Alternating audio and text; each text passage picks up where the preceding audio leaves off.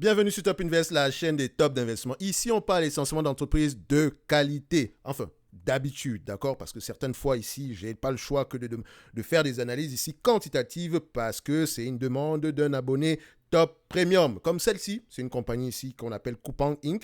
Je rappelle que ceci n'est que mon point de vue et non un conseil d'investissement. Et comme d'habitude, je me réserve le droit de me tromper. Donc, c'est une demande spéciale d'un abonné Top Premium. Je rappelle que le lien vers le service Top Premium est dans la description de la vidéo. Dans ce service Top Premium, là, vous pouvez avoir la possibilité de demander des analyses quantitatives et avoir la certitude que ça va être fait. En supplément de ça, vous recevez 2 notes d'analyse ici sur des entreprises qui, moi, me semblent sous-évaluées, ainsi que les notes de suivi des entreprises précédentes qu'on a déjà eu à mentionner. Donc, c'est-à-dire que si moi, j'aime une entreprise, je lis les rapports financiers, j'écoute les conférences call, je fais le suivi également, je vous propose l'entreprise, d'accord? Et si vous voulez vous y investir, vous lisez d'abord les rapports financiers et vous posez des questions. On ne promet aucun rendement ici. Comme je l'ai dit ici, l'avantage, le plus important ici, c'est que vous appreniez de vous-même, ok?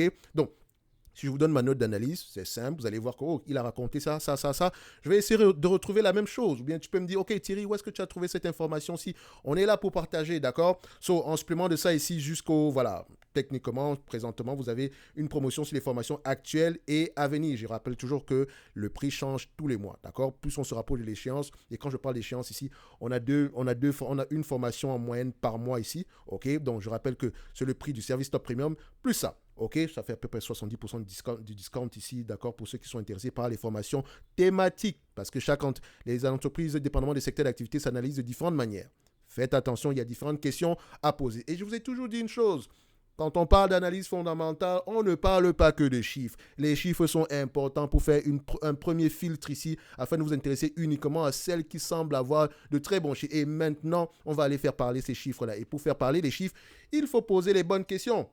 On ne va pas juste se limiter à des informations comme quoi, oui, le carnet de commande est plein. Oui, le carnet de commande est plein, mais les marges, comment est-ce qu'on fait? Est-ce qu'on a une possibilité ici d'augmenter les prix par rapport à l'augmentation ici des coûts de production? Voilà peut-être des questions qu'il faudrait se poser quand on a des carnets de commande qui sont pleins pour ne pas se retrouver dans des situations comme Alstom avec Bombardier. Parce que oui, les carnets de commande sont pleins, mais c'est des carnets de commande. Voilà, on ne peut pas modifier le prix. On n'a pas le choix que de gérer ça comme ça. Donc, on vend à perte.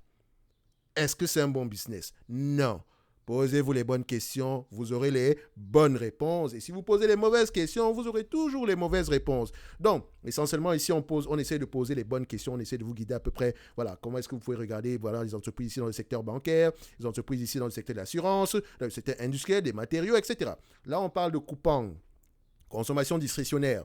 Quand je vois consommation discrétionnaire, je sais qu'on peut être impacté par l'augmentation des taux d'intérêt. S'il y a un ralentissement ici s'il y a peut-être un ralentissement ici de la consommation des ménages, ça pourrait impacter Coupang.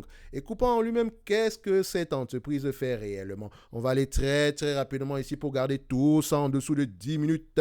Alors, qu'est-ce qu'on voit ici? C'est une compagnie ici de e-commerce, voilà, en Corée du Nord. Oh non, excusez-moi, Corée du Nord. Quoique j'ai toujours voulu visiter la Corée du Nord, mais je ne sais pas si je pourrais arriver en Corée du Nord. Bref, Corée du Sud, voilà, la Corée du Sud. Donc, selon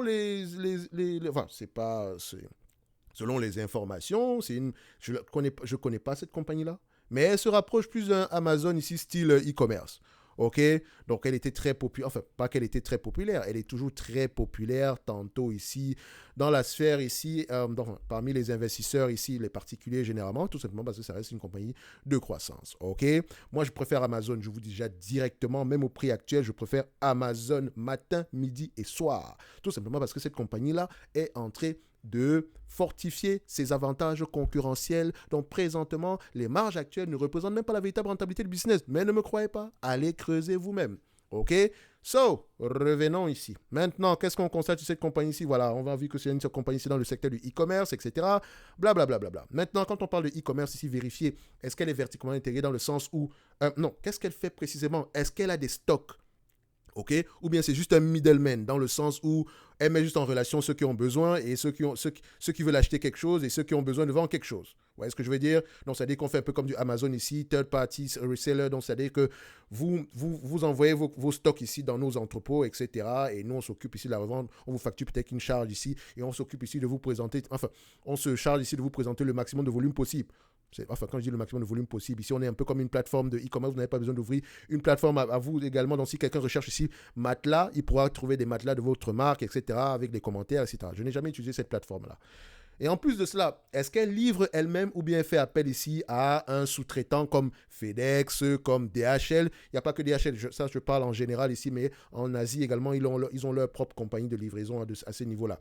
Parce que si c'est le cas, vous comprenez qu'on va avoir tendance ça va avoir tendance, ça va avoir un effet sur les marges ici, ok? C'est la raison pour laquelle Amazon veut être verticalement intégré. En supplément de ça, qu'est-ce qu'on offre derrière? Est-ce qu'on vend nos propres produits? Parce que ce sont des grands bandits. On prend des datas, on vend nos produits ici derrière. Donc par exemple, si on vend ici je prends un exemple, hein, on va peut-être vendre du déodorant ici. On remarque que le déodorant ici à la menthe passe très très bien.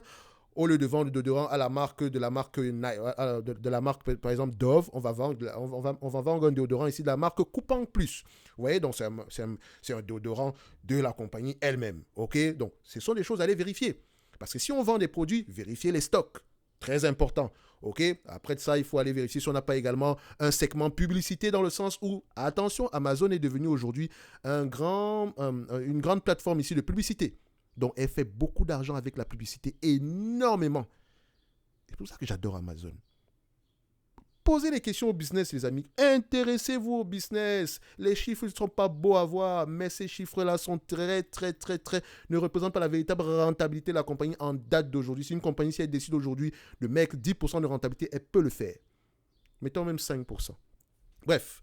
Revenons ici sur Coupang. On a passé 6 minutes ici à parler de choses qui n'étaient pas en lien avec la compagnie. Mais je pense, oui, techniquement, c'est un lien avec cette compagnie ici, d'accord? Vous savez que j'aime bien souvent rajouter 2-3 petits éléments ici parce qu'à la fin de la journée, on ne parle pas juste de chiffres, d'accord? On est là pour essayer de poser les bonnes questions. On a une compagnie de croissance ici, c'est très, très bien. Compagnie de croissance ici, moi, j'aime bien en tant que, oui, compagnie de croissance. Attention, est-ce que vous avez écouté la dernière interview aussi de Seth Klarman? Vous ne connaissez pas qui est Seth Klarman? Alors, est-ce que vous avez déjà vu le livre, comment on appelle encore ce livre-là? Margin, d'accord, of Safety. C'est le livre le plus cher dans le domaine des investissements, dans le domaine ici du value investing. Tout simplement parce qu'il n'y a pas eu de réédition. D'accord? Dans ce livre-là, il n'y a pas eu de réédition. Donc, il y a juste une version, il y a juste une seule version de ce livre. Donc, généralement, ici, ça s'arrache ici.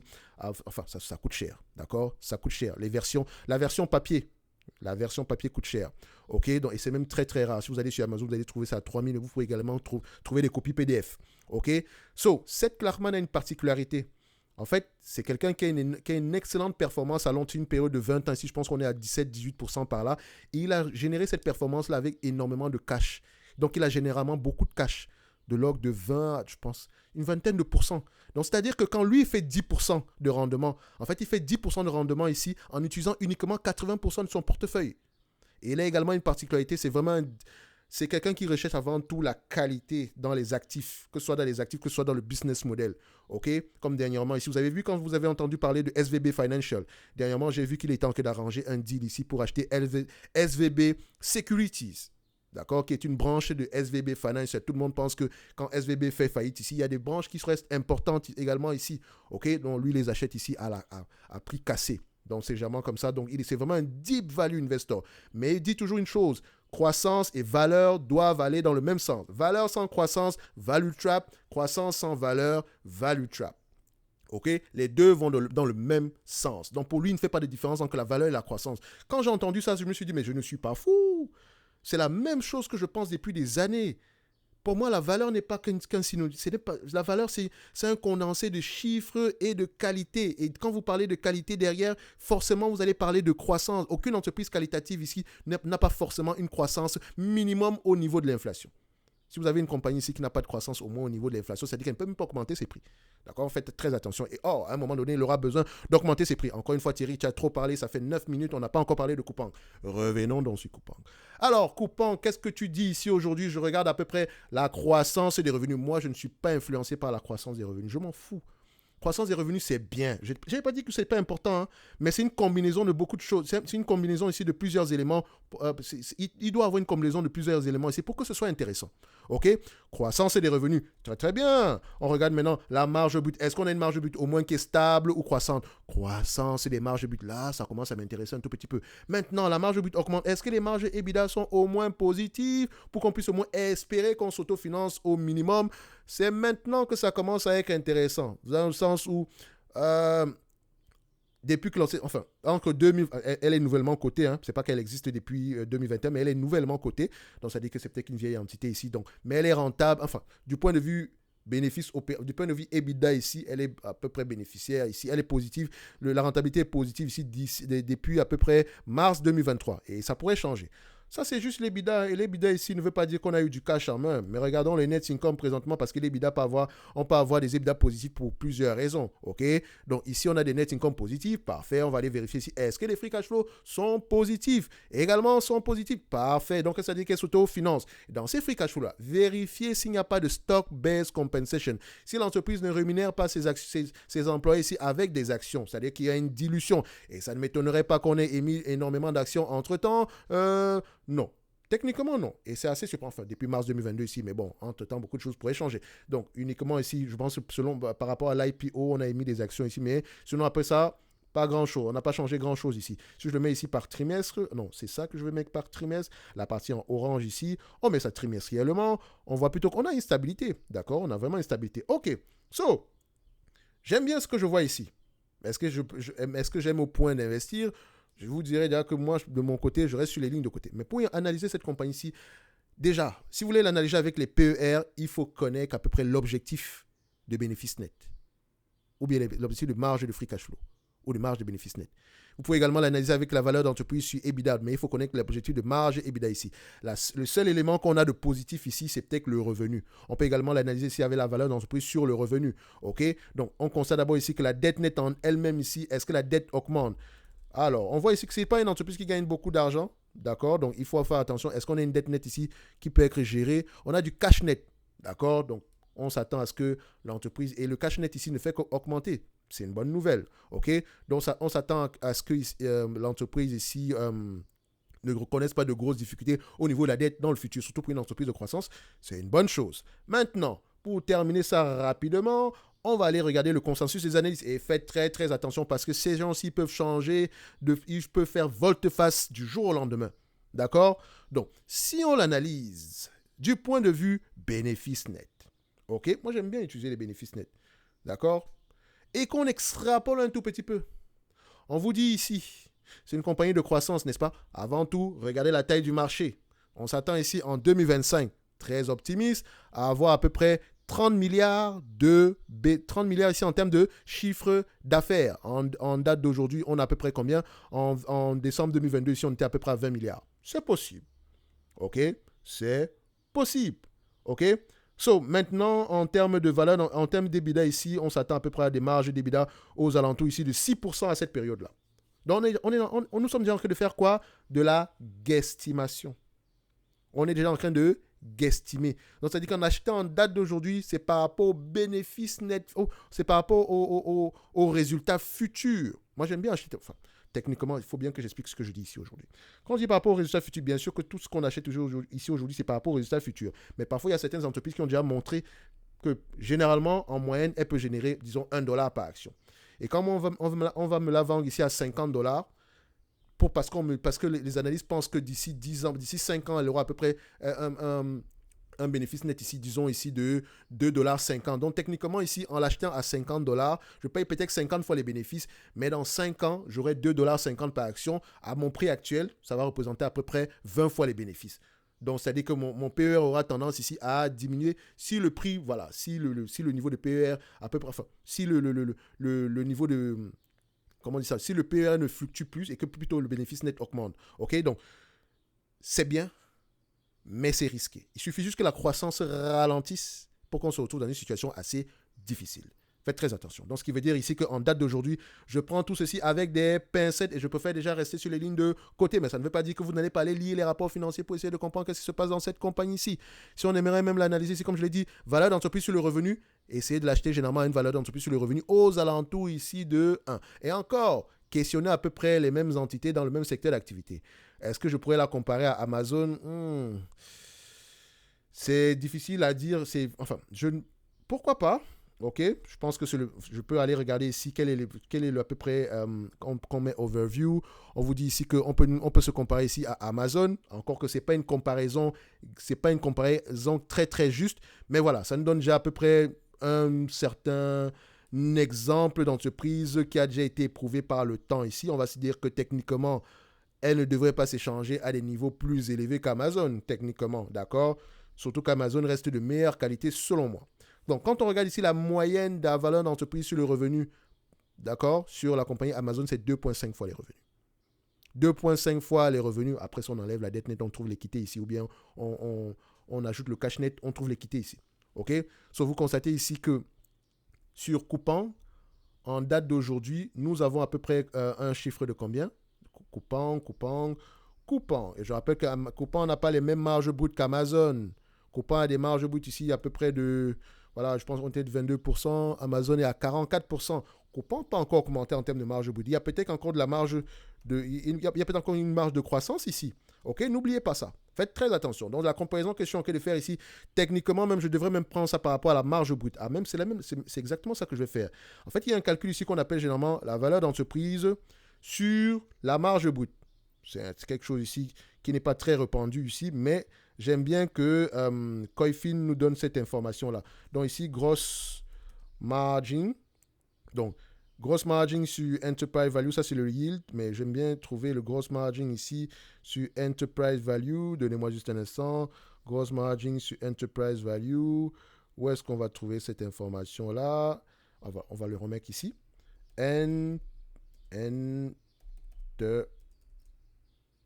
Voilà, Enterprise EV sur gross margin. C'est ce que je cherche.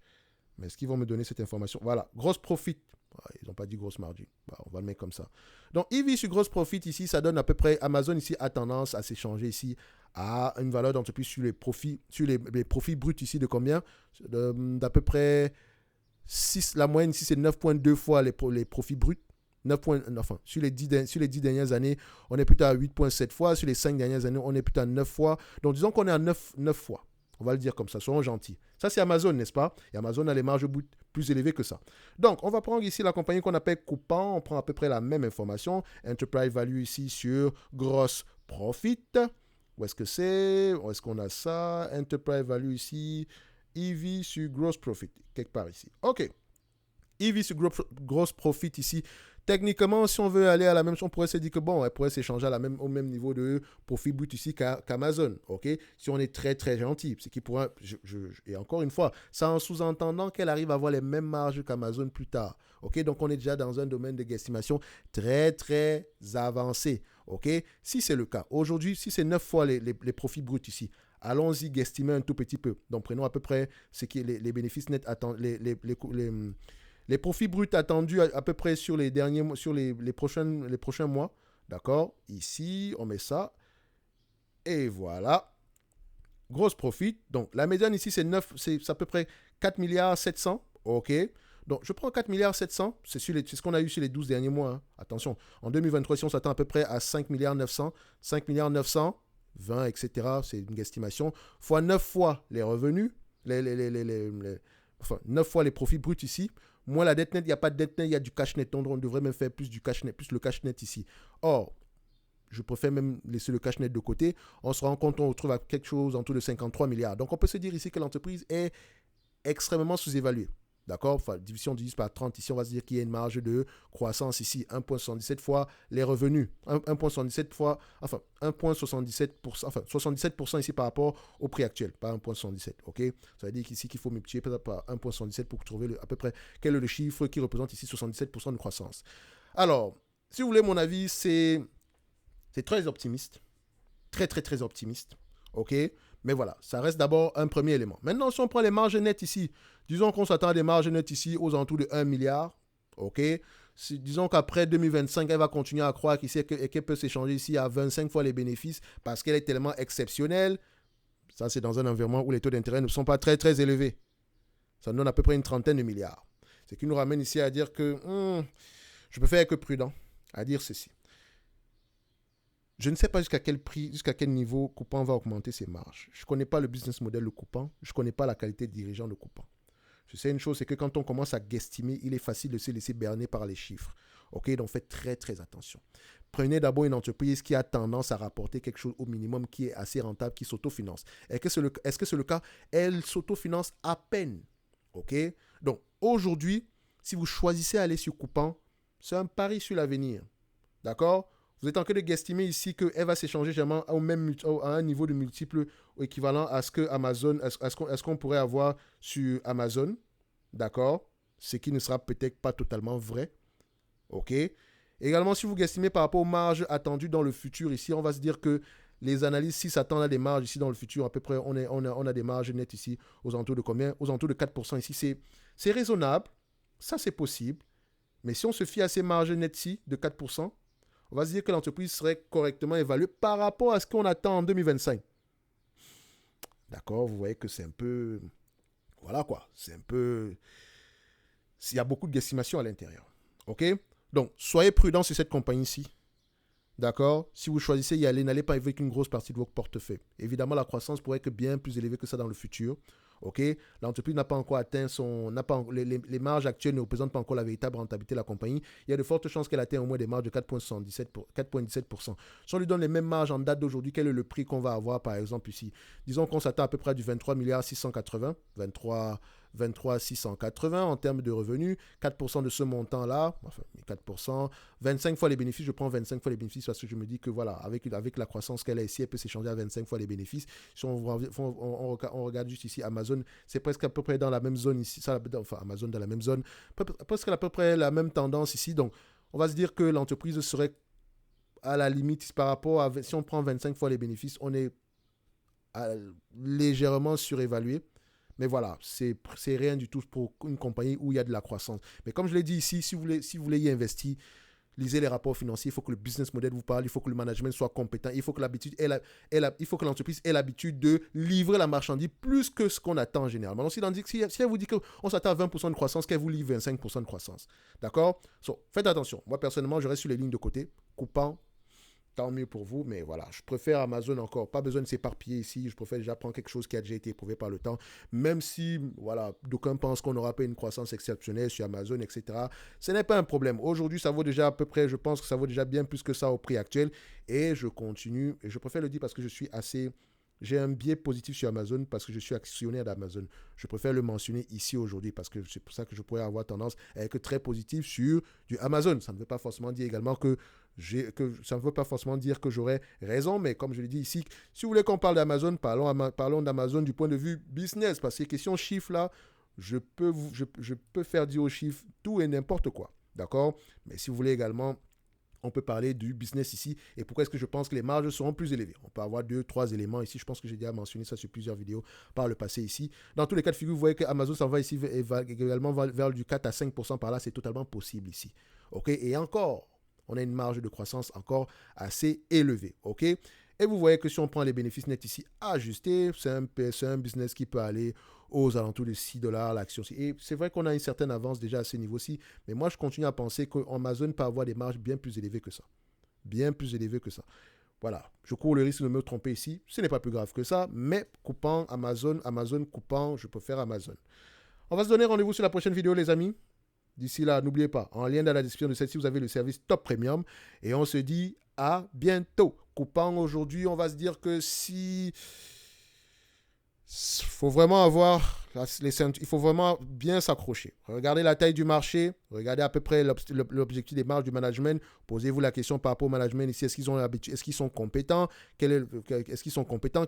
À peu près ici, quels sont les différents segments d'activité ici dans cette compagnie et qu'est-ce qui la différencie d'Amazon? Et pourquoi est-ce que vous pensez qu'Amazon ne pourrait pas concurrencer cette compagnie ici en Corée du Sud? Je ne dis pas que ça sera vrai, mais elle n'aura pas forcément raison, Amazon, il ne faut pas avoir peur. OK? Sinon, pour moi, je dirais que c'est quelqu'un qui paye le prix actuel à 17 dollars l'action. Vaut mieux aller avec une toute petite partie de son portefeuille, mais ce n'est pas si fou que ça. On va se dire comme ça. C'est pas si fou que ça. OK? Parce qu'il pourrait avoir beaucoup de surprises. En tout cas, rien que mon point de vue, et non un conseil d'investissement. Comme d'habitude, je me réserve le droit de me tromper et on se dit à bientôt. Merci.